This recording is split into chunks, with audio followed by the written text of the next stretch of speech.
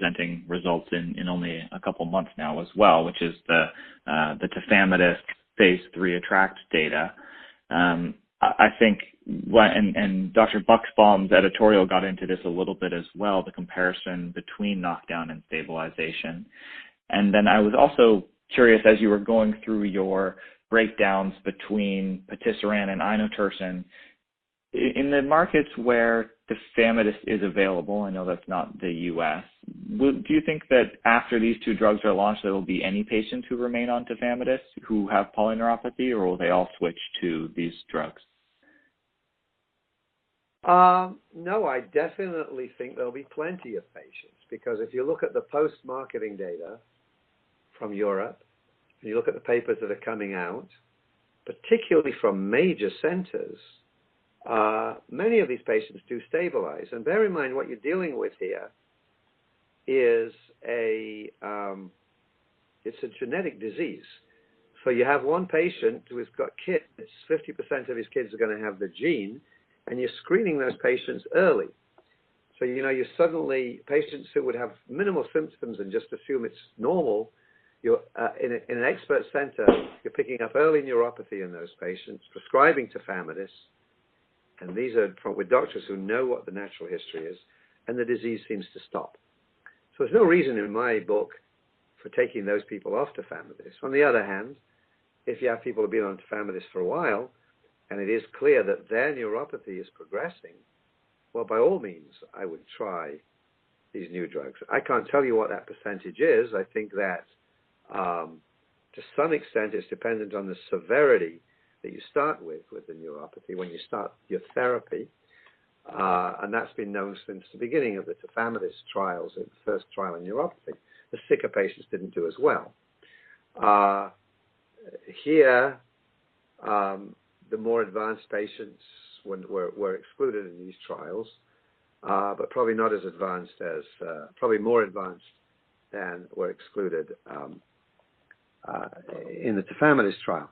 So I think patients who are on the drug, if I had it available, and this has come up for me in terms of diflunisal, my inclination would be to keep them on the drug, and once they had evidence of progression, swap them to one of the newer agents, or one of the knockout or knockdown agents. And I wouldn't change things prior to that. And probably the patient will be resistant as well.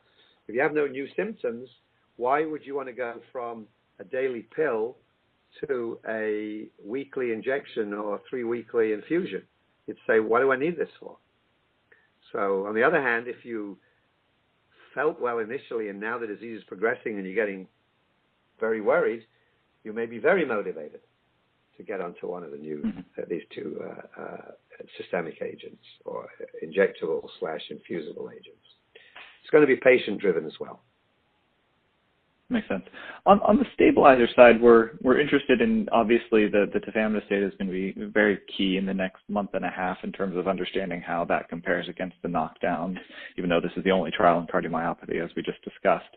We're also interested in the new company that just raised money publicly and so now is available for investment as well, Eidos Therapeutics, which seems to have another stabilizer that looks like it might be more potent than tafamidis, but we're just trying to understand, is there unmet need? How is this drug going to get to market, given that there's already likely a tafamidis?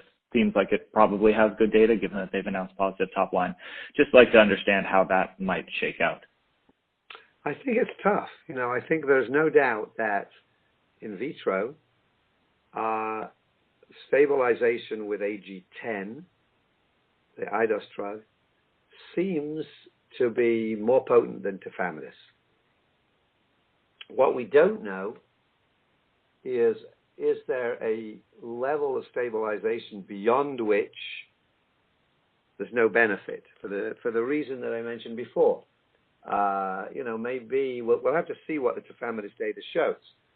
But these are all people with sick hearts, and you'd anticipate even if you stopped amyloid production that the disease would progress. So let's say tafamidis, and again, stabilization is there are different assays. I'm not an expert on those assays, but none of them are terribly quantifiable. More